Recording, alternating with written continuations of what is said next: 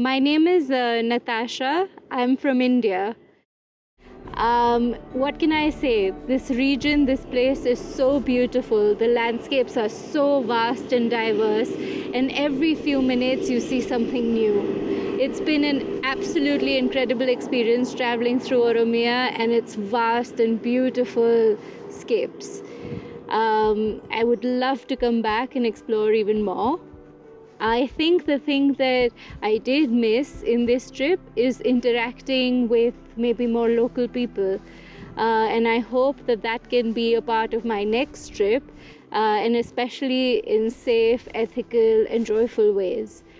And I hope to come back again and again.